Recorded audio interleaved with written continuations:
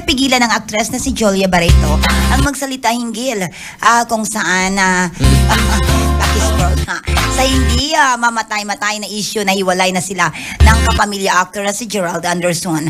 Sa kanyang naging guesting sa Magandang Buhay ay nausisa siya ng host na si Melaya Cantiveros kung saan ano kaya ang kanyang masasabi na palagi na lang nai-issue kung hiwalay na sila ng kanyang jowa. Sa ipa ni Jolia, hindi na raw niya malaman kung saan nanggagaling ang chikang hiwalay na sila ni Gerald.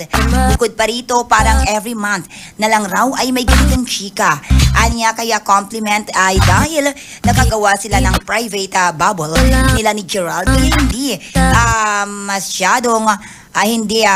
masyado kung hindi kasi hiwalay ang chika. Inusisa naman kung kailan balak ng dalawa na mag-settle down. Minsan nga ay sinagot na ni Jolie ang mga nagtatanong na mas marami pang problema sa mundo kaysa ang usisain kung kailan nga ba sila magpapakasal. Samantala, tinuldukan na ni Miss Universe 2018 na Catriona Gray ang mga haka-hakang hiwalay na sila ng kanyang fiancé na si Sam Melby. Marami kasing lumalabas na chikang tila hindi na rin nagpo-post ang dalawa ng kanilang pictures together ng aktor.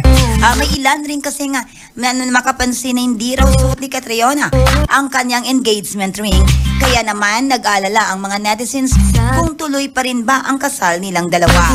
At upang matigil na ang mga marites sa pagpapakalat ng chika, ay nag-post si Catriona sa kanyang Instagram kung saan nakatag si Sam A Little Adventure sa ng Beauty Queen sa caption. Nakikita namang tila nakahinga na nga ng maluwang ang mga fans at supporters ni Catriona dahil sa pag-update ni Catriona. Bagamat wala si Sam sa larawan ay sapat na para sa mga ito na nakatag sa post ang aktor. Ayan, ang daming gumagawa talaga ng issue, no?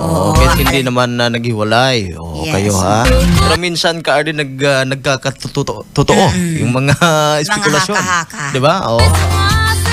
Yeah, abangan na lang natin yung love story nila. Kung matatag ba talaga. Okay. Yan ang ating showbiz balita this morning. Thursday morning, and the atin, Ti amo, I love you.